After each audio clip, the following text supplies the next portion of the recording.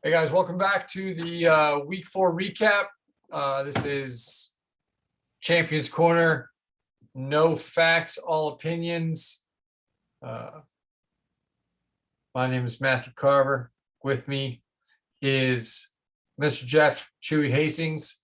We are without our brother Matthew Harris, dealing with some family issues. So keep him in your thoughts and prayers. But without further ado, we're going to get into talking about what happened with all the games this week. And I'm going to start off with a new segment talking about trades. We've got 3 quote unquote major trades that have happened within the last 2 weeks. So we're going to be chronicling. Is that chronicling? Sure. Those trades, we're going to see how those are going each week. We're going to determine at the end of the year the winners and losers of all the trades that happen. And we're going to determine who made the absolute worst trade of the season. So that'll be fun. Just another way to make somebody feel bad. Yep. And spend more time talking in this episode. Yeah. In every episode. So we're going to start off with the Brashawn and Harris trade. That happened in week 3.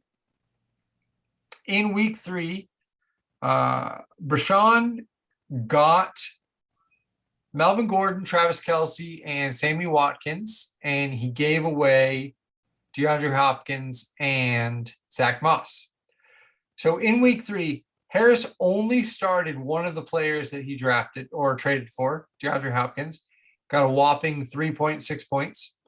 And Brashawn started Melvin Gordon and Travis Kelce, and combined got 29.5 points. In week 4, Brashawn started Gordon and Kelce again, got 12 points total between the two. And this time, Harris started both of his guys, D-Hop and Zach Moss, and got 20.8 points. But for the total, this season, DeAndre Hopkins has gotten Matt Harris 12.3 points, Zach Moss 28.7 points, for a total of 41 points. Brashawn, the guys that he got, has gotten him a total of, oh man, quick math, a lot more than Harris. I'll have a better number on that. I didn't write down that total. Good new segment prep. I'm going to tell you how much they scored, how well they did, and forget to do the math at it. Yeah, it's the only thing I didn't write down, so apologize on that one. But in points played, so you trade for guys, but then you don't play them. Seems weird. I mean, the funny thing is Moss is kind of taking off, so he's actually suddenly doing well. Yeah. So he may become a play, but yeah, when that trade first happened, you wouldn't have been starting Moss either. Like, I don't think Harris had a reason to. Oh, he's told me since day one he's super high on Zach Moss. He's been trying to get Zach Moss. So for him to not play him that first week was weird.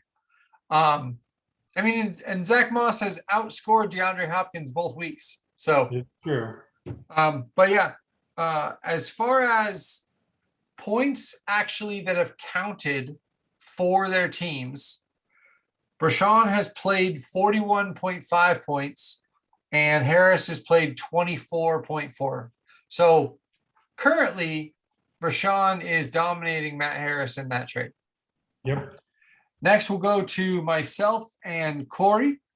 I traded Corey Cordero Patterson and Michael Pittman. And in return, I got Rashad Bateman and A.J. Dillon. I texted Corey about 3 or 4 hours after the trade was made and said, I've made a huge mistake. I have instant regret from hitting that accept button. And I'm pretty sure I'm going to call my shot and say that I will go down as having the worst trade made this year already. I knew it very, very quickly after I made the trade. It was super dumb. I don't know what I did. Don't know why I did it. But I'm going to own that. So right now, Corey only started Cordero Patterson, who I traded to him. Cordero Patterson got 32.6 points. He sat Michael Pittman, who got 8.9 points. I sat both the guys, Rashad Bateman, who got 0, Dylan, who got 10.2. So in total, the guys I traded for got 10.2, and the guys that Corey got 41.5. Points that have actually been on our rosters that have counted in the weeks. I got 0 points total that I played, and Corey got 32.6. So he's crushing me in the 1 week that has actually happened for that league or that trade. Yeah, and then the fun one with that is that's going to annoy Harris the most because you only had Patterson because you got him in that trade bench player bet. And yeah, and I didn't count that as an actual trade just because right. Harris had no say in the matter. He lost something, so he had to do it. So I'm not going to count that against him. But yeah, it's going to keep going against me for being ridiculous. Yeah. And we have one more trade that happened. Bill traded with Chris Deering, and they swapped Miami receivers, which is it was kind of weird to me. It was Bill received Jalen Waddle, and Chris Deering got Will Fuller. I spoke to Bill. He said he was doing it just so he could get a rookie to potentially have a keeper, but it kind of makes no sense because Jalen Waddle as your rookie keeper is terrible. Well, if he has none, it's better than Philip Lindsay, I think is his rookie keeper. No, that's very true. That's fair. That's a fair point. But Jalen Waddle is going to be a 5th, 6th round ADP. So to try to keep someone as your number 1 rookie keeper that would last until the 5th or 6th round, that makes no sense as far as value. But then Chris Deering traded for Will Fuller, which, I mean, is one of the most injury-prone people who's ever played. So trying to trade for an injury-prone person is weird. But yeah, so they actually in week 3 they made that trade. So Jalen Waddle in week 3 scored 11.8 points. Will Fuller scored 5.5, but neither of them started those guys. In week 4, Jalen Waddle only scored 4.8 points. Will Fuller got hurt and scored 1.1. So in total, Bill's winning because Jalen Waddle has scored 16.6 points and Will Fuller has only scored 6.6 for Chris Deering, but neither of them has played them. So it's actually just been a wash because they traded 0 points for 0 points in guys that they've started. Yeah. Did that trade happen after the injury to Tua? Yes. Okay. Yeah, Tua got hurt in week 2, and week 3 was the first time that Jacoby Brissett played a full game, and they made it. So they made it between 2 and 3 because then because Waddle did a good week 3 and then didn't Yeah. do it. Yeah. Yeah, Waddle had a good week 3. Anyway, so that's where we're at with the trades that have been made. We're going to keep a close eye on them. We're going to document them every week. Continue to see who's doing well in those trades, who's doing terrible, and hopefully somebody makes a worse trade than I did, so that I don't end up as the worst trade of the year. But I'm not hopeful for that because I'm pretty sure getting rid of Cordell Patterson was the dumbest thing that anybody's going to do all year. So, yay, I lose. Yeah, that was a mistake. Yeah. But all right. So why don't you go ahead and recap our first game of the week? All right. So I'm going to start out with Gary taking on Chris Deering because the fun of this matchup results in the fact that we no longer have a winless team in this league because Chris Deering gets his first win against Gary.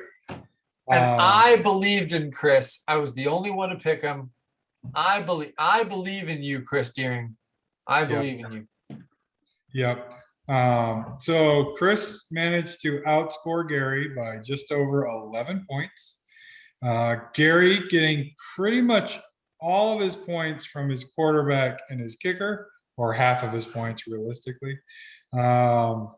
In fact, the only other player for Gary to get over double digits was his tight end, Noah Fant. And then everyone else was under 10 points versus Chris, who, I mean, his defense got him 21 points alone. So Chris can thank the Buffalo defense for scoring way more than most defenses will and getting him a win. Because other than, most defenses aren't going to even score double digits. As far as players to drop, Gary, you're just in trouble at this point because it looks like a decent amount of your players are injured. You've got Etienne as a hopeful keeper for next year, which I totally understand. He's on IR. But AJ Brown was hurt this week, didn't play. Gronkowski is now going to be out, sounds like multiple weeks. Elijah Moore probably doesn't even matter. So maybe that's the person to drop because, yeah, that is probably the person for you to drop this week because everybody else, like you probably should have played Mooney. He did great. Damian Williams, if Montgomery's not playing, then you're probably starting him. Kirk Cousins is just your backup quarterback that you're holding on to because Mahomes will have a bye week eventually. And then you have Hunter Renfrow, which you also didn't start. So, yeah, I would go ahead and say drop Moore. He hasn't done much of anything that I know of. Yeah, he's droppable. And then, Chris, you get your win. We're proud of you. You're now tied with Special K, Chris. So the Chris's are now 1-3 because it's fun. Oh, hold on. I've already looked into this. I'm pretty sure there's 5 1-3 teams. Yes. That sounds about right. Yeah, there's 5 3-1 teams, 5 1-3 teams, and 2 teams at 2-2. So we have a nice kind of symmetry going on. Yep. I don't know if it's worth telling Chris Deering to drop anybody because I don't think he's listening. No. He doesn't give a shit what we say. Yeah. He still has 3 quarterbacks total, including Trevor Lawrence and Mac Jones. And then he still has a second defense, which is the Vikings defense when his starting defense is Buffalo. So I don't know why I would suggest to drop anybody other than any of those because, keep your starting defense and your starting quarterback of Matthew Stafford. And the other two guys, I guess if you were hoping they're going to become some sort of amazing rookie keeper, because I don't remember.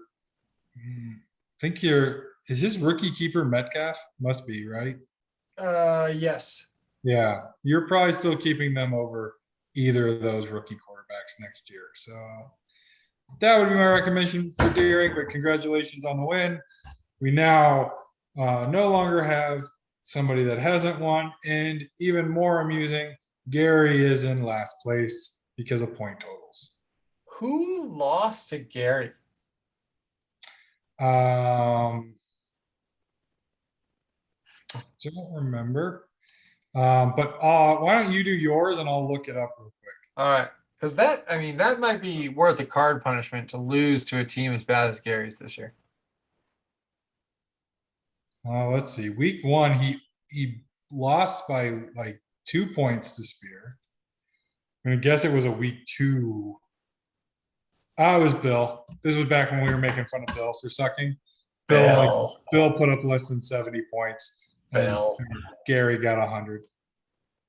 So yep, there it is. Go ahead and take us to your matchup that you want to, or a matchup you want to talk about.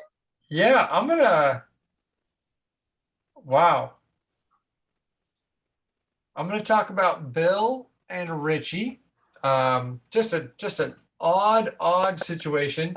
You got Richie coming into this 3-0, just hot as hot can be.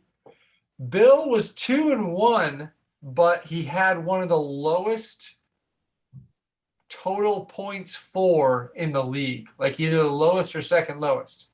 So, I mean, second lowest. It would have made sense that Richie was just going to walk through him on this one, but Bill's team comes through with the highest points for the week. Richie's team comes through with the lowest points for the week. So not always do you see both of those things happen in the same game. Yeah. Dak Prescott did Dak Prescott things for Richie. But Dalvin Cook's not healthy. Nobody, got 0 points from his Broncos defense. Didn't start Kenny Golladay. Kenny Golladay would have been the only person that you would have tried to put in your lineup as if you could have started a perfect lineup, but it wouldn't have mattered at all. Bill's team looked like a juggernaut this week. When Clyde Edwards-Helaire is doing well, then your team's going to do well for you.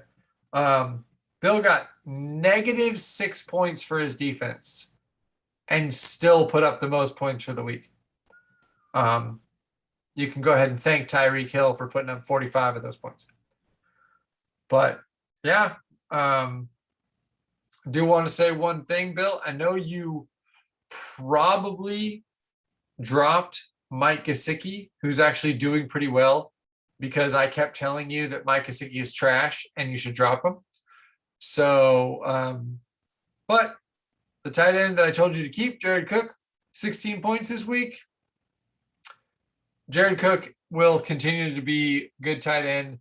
Gesicki, I think, is only doing well because Brissett is in at quarterback. And as a backup quarterback, he's just dumping off to a tight end safety valve. It's not that Gesicki's actually good. Brissett just sucks and is just panic throwing to Gesicki. So Jared Cook, still a good play, still a good keep. Kind of an easy drop candidate for Bill, being that DJ Chark, I think, broke his ankle. So yes. You got J.K. Dobbins as on your IR. You're not going to hold on to DJ Chark. So, easy drop right there. Richie. Yeah. Rob Dalvin Cook. Yeah. Dalvin Cook. can't do it as good as Matt. But But no, Le'Veon Bell, man. Le'Veon Bell is just not going to be a thing. He's not going to What? happen. they brought him up He's- from the practice squad and everything. They did bring him up from the practice squad. He got 1.1 points. He's playing behind Tyson Williams. No, he's not. They scratched Tyson Williams. Did Tyson Williams not even play? Yeah, they scratched him. They didn't even start him. Didn't even let him play. So Lev Bell is still playing behind Latavius Murray and D'Angelo. No, No, I don't know Foreman. the rest of that team. Foreman, whatever. Did they get a Freeman? Is a Freeman there too? I don't remember. Freeman.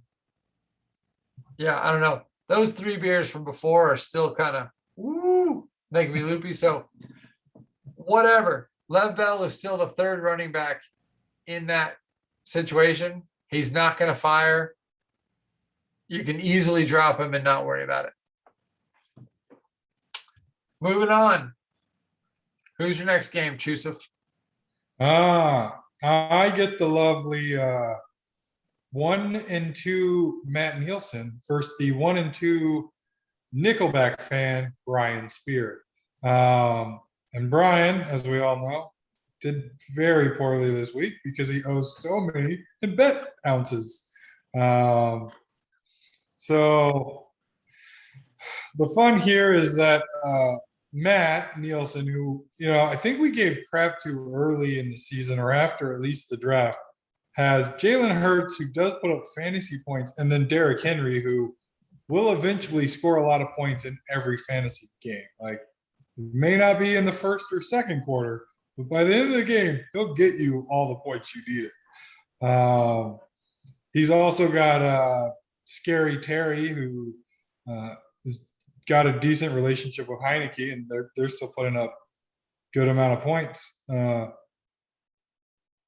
Yeah, do it, Carver, whatever. The funny thing That's their relationship status. Oh, okay. It's one gives, one takes. Got it. The interesting thing is Matt beat Spear with Julio Jones in his lineup, who was not playing this week. And that was known ahead of time. So Matt Nielsen, who has Kareem Hunt, and usually I think has Kareem Hunt in his lineup, has him on the bench. So I don't know what that's about. I mean, if he wants, he can also start Latavius Murray because that's the starting running back for Baltimore now. Maybe Matt was so confident that he was going to destroy Spear. He's like, I'm not even going to take Julio out. Spear sucks. I know I'm going to beat him. I'll take this 0 because it's an easy matchup. Yep, maybe because Spear, who his favorite running back, Josh Jacobs, was amazingly did play, but got him a whole 8 points. So who cares? And I know Spear loves him. He also got the lucky Logan Thomas injury very early into the Washington game. So he got a whole 0 points out of Logan Thomas. He got 1 point out of his Cardinals D, which for a game where they destroyed the Rams, which was great, they still only got him 1 point. And his kicker only got him 1 point. So really amusing time there. He also pulled a Brashan and started the wrong quarterback. So Joe Burrow is on his bench and outscored Josh Allen. Don't really blame you. I would have started Allen too. But you done messed up, Spear. And that's what happens. As far as people to drop,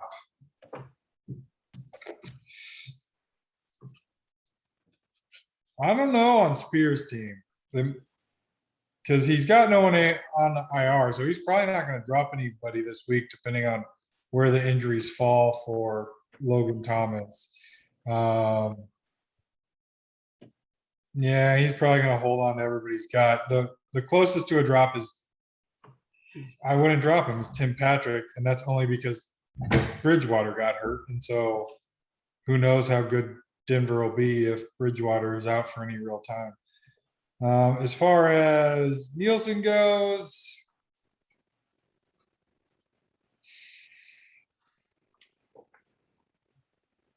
he doesn't really. He's got the fun of that he's holding on to Michael Thomas.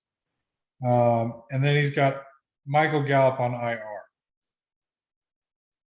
And I don't know what to do with New Orleans because they just lost to the Giants and do not pass well. Like it's like 20 like passing attempts a game. So you're hoping when Thomas comes back, they just throw a ton, but it's also Michael Thomas. So I don't know how you drop him. Yeah. So yeah, the rest of his team, it's hard to pick one to get rid of because they all actually performed this week. You could probably get rid of Zach Pascal. That would be your other choice, but that's what the number 2, sometimes the number 1 receiver on that offense. So I mean, it actually is a pretty good sign for Matt Nielsen that if it's that difficult to pick someone on his team that he should drop, probably means he's got a pretty solid squad for the first time in his life, and doing pretty well this year. So what he should do is combine 2 of those guys in a 2-for-1 trade and get one really decent player from someone that's like really crap, like a Gary, but his only decent player is realistically Patrick Mahomes. Oh, I thought you were going to say his kicker. That would be his second place player. And I don't know, there's no reason for him to try to trade for a tight end because you'd have to give Gary one. So, yep, that's this matchup. So interesting to see Nielsen starting to get some wins. Already outperforming Andy as his co-manager as far as it's funny that as combined, they may actually start doing better than each of them ever did separately. Yeah. So looking up for them. Why don't you tell us about a different matchup? All right, I'm gonna move into one of the ones I got wrong this week. I picked Brashawn. Figured I would ride the hot hand, and Brashawn went cold. His team did not show up for him. He started the right quarterback this time though, for the first time this season, I think. I saw that. Started Aaron Rodgers. Aaron Rodgers got, roughly 1 3/4 points more than Russell Wilson. So, but yeah, there was nothing Brashawn was going to do. Nobody on his team, his bench, would have helped him this week. Corey was destined to win.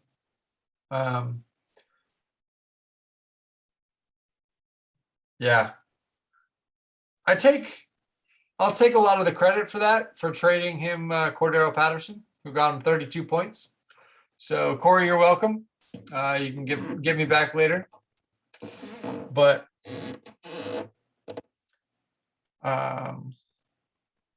Corey might have an issue. He's got Joe Mixon, who might have some injury stuff going on. He's got Evan Ingram as his tight end, who I'm definitely not a believer in. So,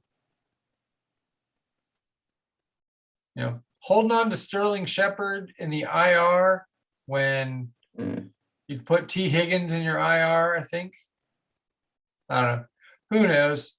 And then Javonte Williams, who I know Corey's like the biggest Javonte Williams truther out there. I don't even know if he's actually started him this year. So we'll see how that goes. And Ramondre Stevenson, Corey, has Ramondre Stevenson, I know you were a big believer in him, but let's use your head instead of your heart on this one, huh? Ramondre, it's not Ramondre season. Not going to be Ramondre season. Get rid of that POS and take a flyer on somebody else. Ramondre sucks. Drop him. Brashawn, you have an open bench spot. So you don't even need to drop anybody. Just pick somebody up. Is it because he put somebody in IR? Like, why does No, he? he's got nobody on IR, and he's got an open bench spot. So, Rashawn, my dude, what are you doing? Well, maybe he listened to the "you should drop a player" and forgot there was a pick up a player part of that. That's right. We do not recommend players to pick up. We're not trying to give advice like that. We're just trying to help you get rid of some players and say you should be, churning that one roster spot. Here's somebody who we think that is just dead weight and you should get rid of. But yeah. And he did listen because he did drop Devontae Booker. So yeah, you dropped Devontae Booker. Well done. But Phil, if we didn't say it, you need to pick somebody up after you drop somebody. So maybe that's our fault. Maybe you didn't know. But so my recommendation is you pick somebody up. Don't drop anybody, because then you need to pick up 2 people. So just pick up a player, take a flyer on somebody, preferably somebody that might get you enough points to win, because your team did not have enough points to win this time. Oh, well, man, Nyheim Hines really hurt you this week. Yeah, if you had that Zach Moss, you could have started him. But I think I think the trade's working out for you. But oof. Yeah, Brashawn had two pretty hot weeks, but his team's looking kind of rough. I don't know if we should be too optimistic for the rest of the season. Well, and that's like, I mean, that's the thing. It's like we talk about Richie and how he's the lowest scoring team this week. Rashawn, in the weeks that he was winning, his bench was also going off. Like, his bench was putting up 70, 80 points. Yeah. I mean, half of that helps because either Rodgers or Russell Wilson is on his bench, and that's 20 to 30 points every week. But, so his whole team was looking good. And then all of a sudden it could just crap out. Yeah. What about Corey?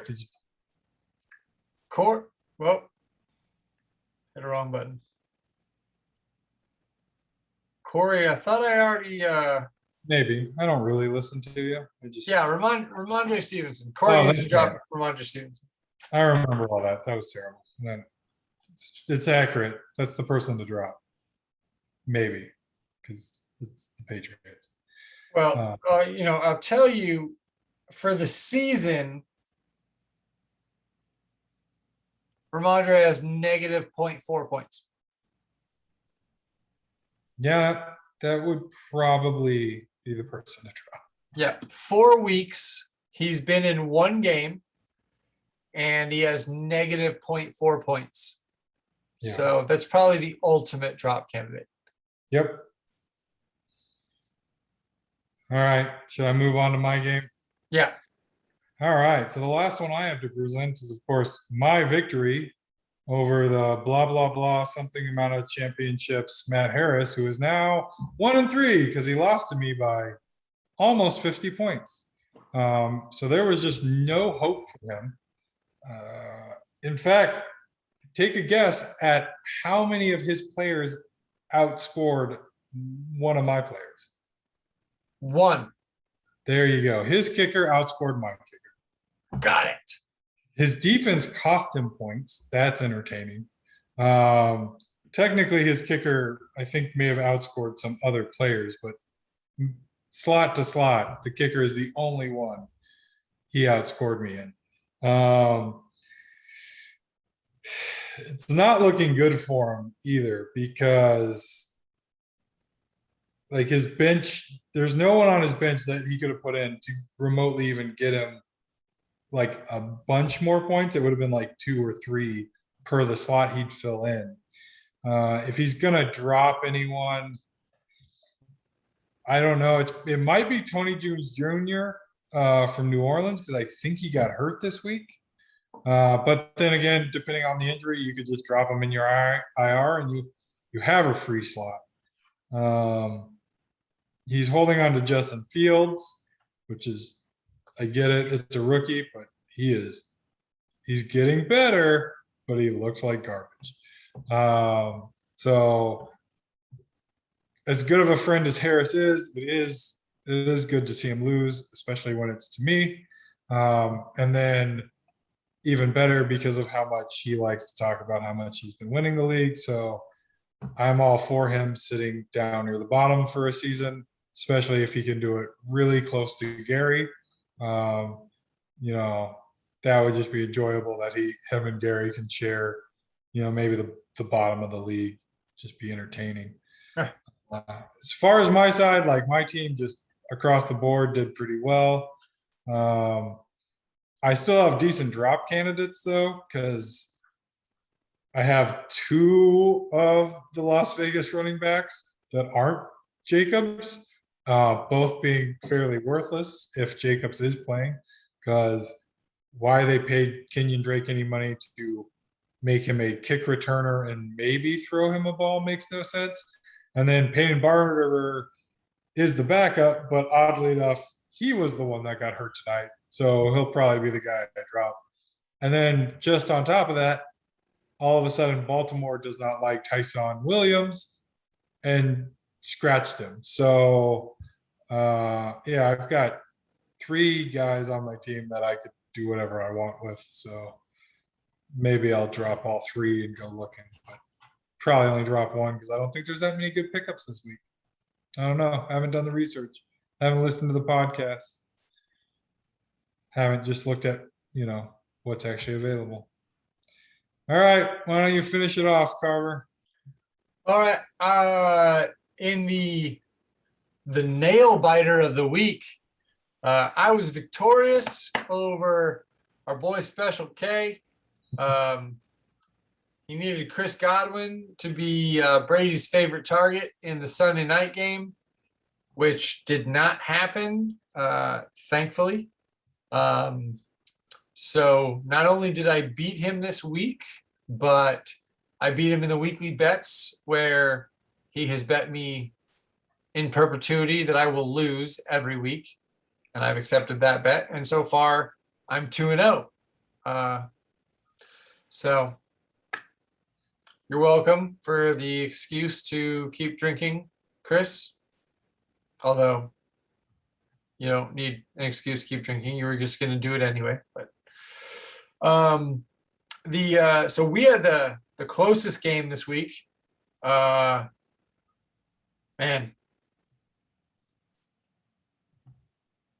Yeah, 7.2 points, somewhere around there, decided us. And any number of different moves he made, putting Devonta Smith in instead of Chris Godwin, putting Darrell Henderson Jr. in over Chris Carson, putting Daniel Jones in over Baker Mayfield. A lot of different ways he could have beat me this week.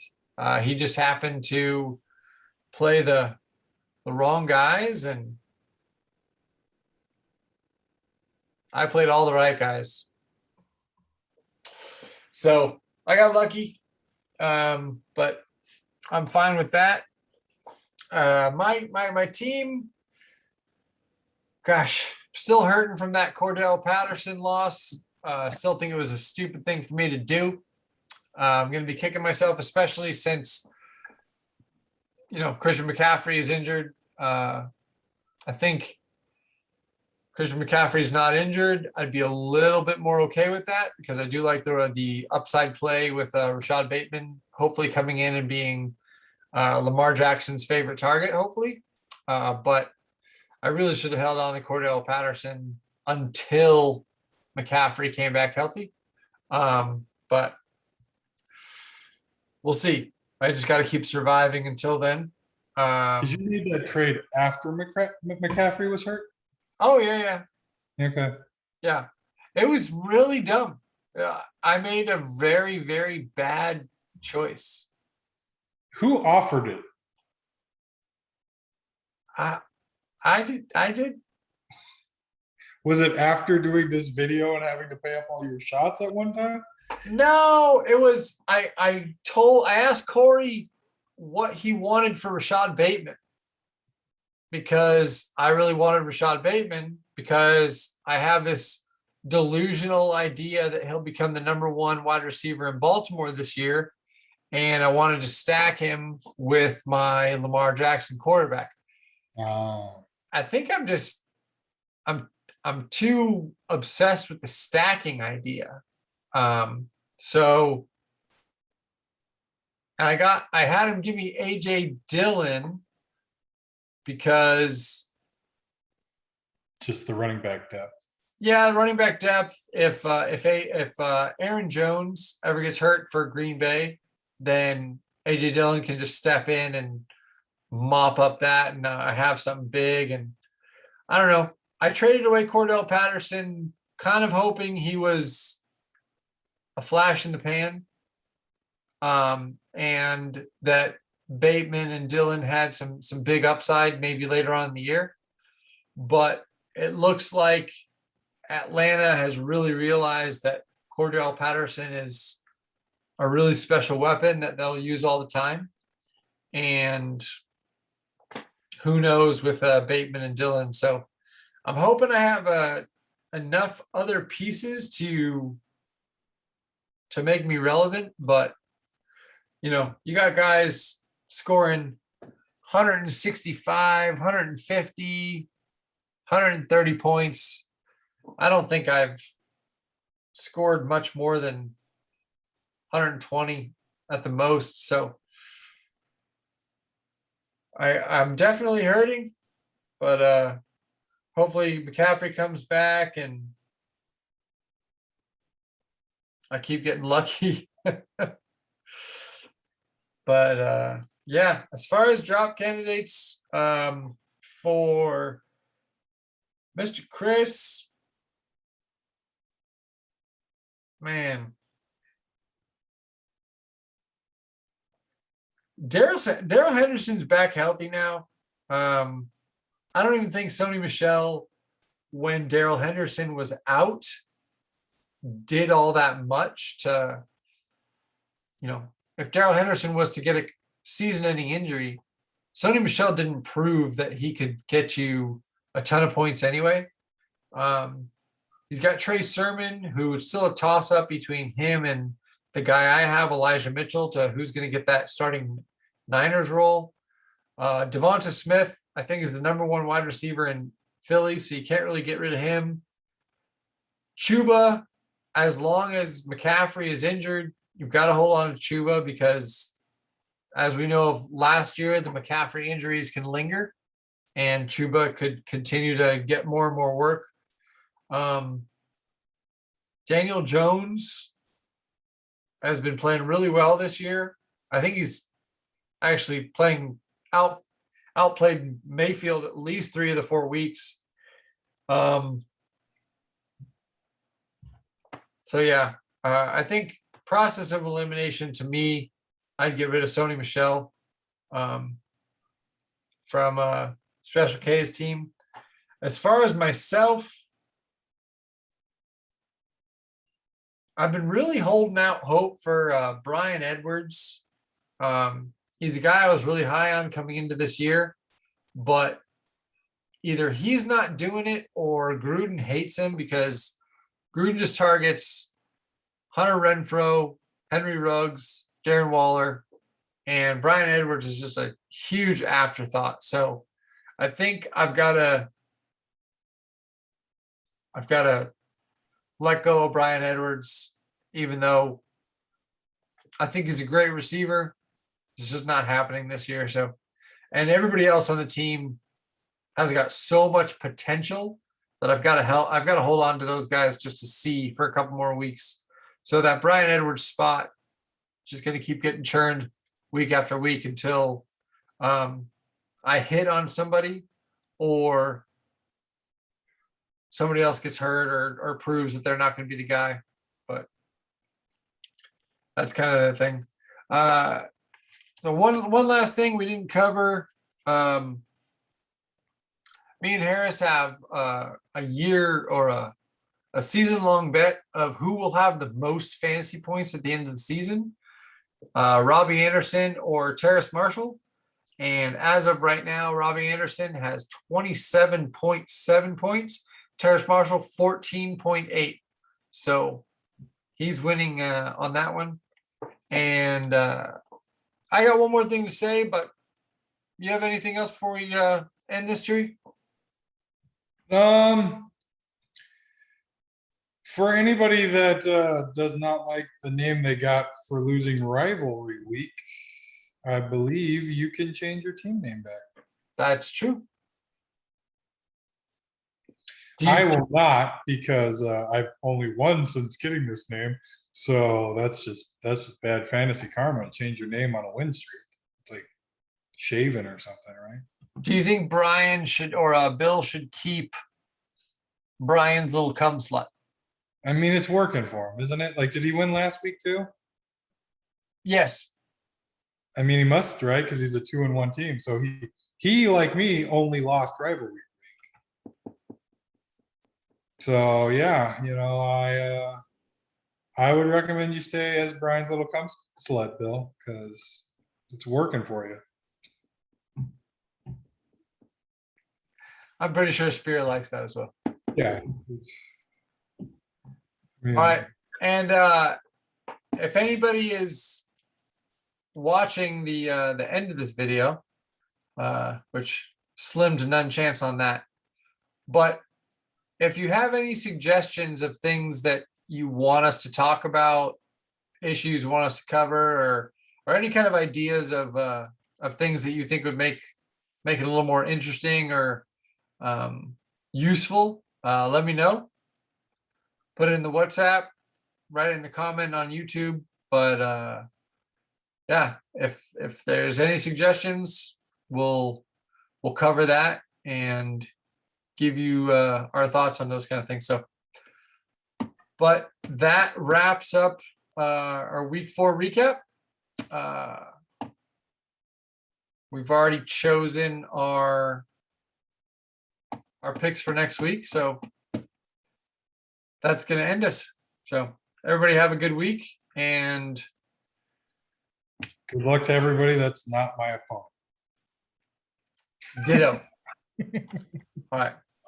Goodbye.